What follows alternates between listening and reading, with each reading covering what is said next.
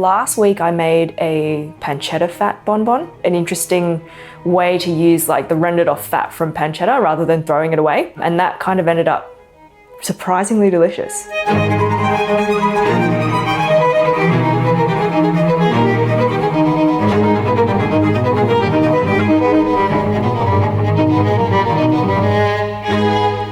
Hi, my name is Jen Lowe and I'm a chocolatier in Lawson in the beautiful Blue Mountains.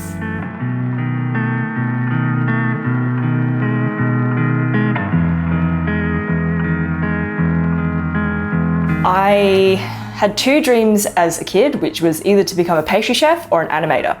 And I went down the animation path and studied design and then ended up kind of in the design industry, working in motion graphics and in children's animation. I got really sick of sitting at a desk.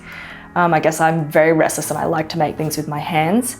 So I started baking cakes, and then I found that a lot of people wanted kind of chocolate garnishes on the top of cakes. So I taught myself how to temper, which was, I guess, the first step and my first intro into chocolate. There were a lot of failures. And then from there, I kind of got the hang of it, really enjoyed the tactility of it and how quick and easy it was to kind of work with flavors. And it kind of rolled from there. I think I learned how to temper from the Cadbury website.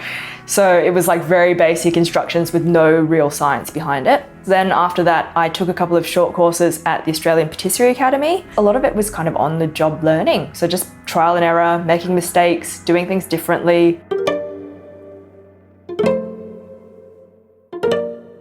Here I've got my Selmy tempering machine. So this basically holds a whole bunch of chocolate in it, keeps it nice and melted.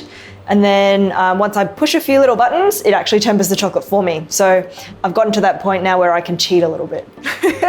Over here, I've got all of my ingredients that I use on a daily basis, my nut pralines, my extra chocolate, my cocoa butter, my trolley, which has work in progress. This is where all of the molds and dirty chocolate mucky stuff gets washed up. Packing logistics station. So when your orders come through, I basically print them out here and pack them all. Hundreds and hundreds of molds in there, which all get used seasonally. So there are some that are like Easter eggs, some that are Valentine's. Over here, we've got some more of, I guess, the product that I've made on display. So we've got things like hot chocolate, we've got the signature chocolate bar range, we've got smooth cats, crap koalas, honeycomb, truffles, all sorts of deliciousness.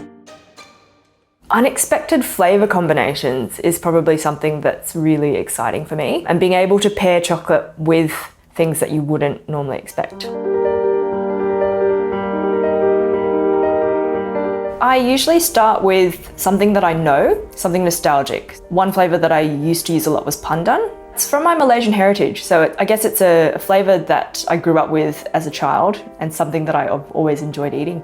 It starts from nostalgia and then I build upon it in a way that is very specific to me. One of my signature chocolates is wakocha, which is a Japanese red tea, which is quite a rare tea. I think there are only about 300 farmers in Japan that actually grow it. And that works really well because it's almost got kind of lychee raspberry notes to it, and it pairs quite nicely with milk chocolate. When COVID first hit, I'd just opened my shop in Darlinghurst about 3 months prior. I think it was very much a game of adaptability and switching from what I thought was going to be a retail store into more of a production space and e-commerce sales. So I had to learn a lot about e-commerce, optimizing website stuff and all of the joys of that. Over the past couple of years, there's not been much to compare business to. Like, there's not been one single year that you can be like, oh, well, I'll compare it to this year and it should be like this. It's been tough. Now I'm probably feeling more of the effects of it, having run the marathon for 3 years.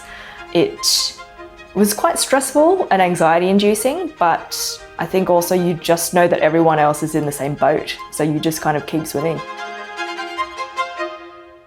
I guess I've kind of almost slowed down a little bit, which sounds weird. As a small business, you think growth is kind of the focus of things, but for me it's health, and especially mental health, just making sure that I'm not burning out and that I'm still enjoying what I'm doing.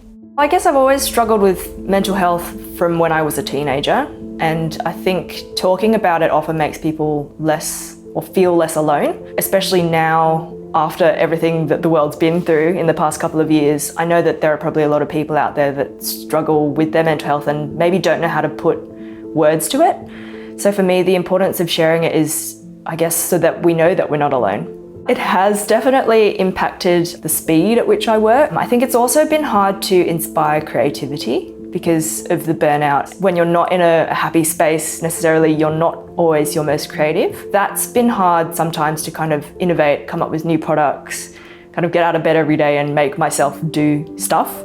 I think you just have to be in a very calm space to work with chocolate. I think that's probably a large part of why I enjoy it, is that it's very meditative and puts you into a state of calm. Never temper when you're angry. Yep.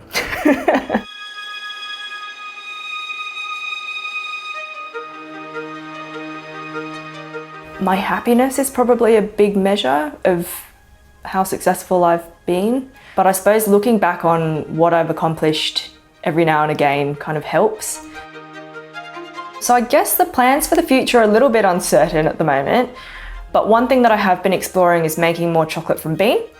So it's a relatively new industry in Australia. I'd say probably only in the last 10 to 12 years has it really started to become a bit of a thing, but it's, I guess, looking very closely at the ethics behind how chocolate is made, making sure that you're sourcing sustainably and ethically and that everyone along the supply chain is getting looked after. For me, that's become a really core focus of what I do at Meltdown, and I'd like to explore that further.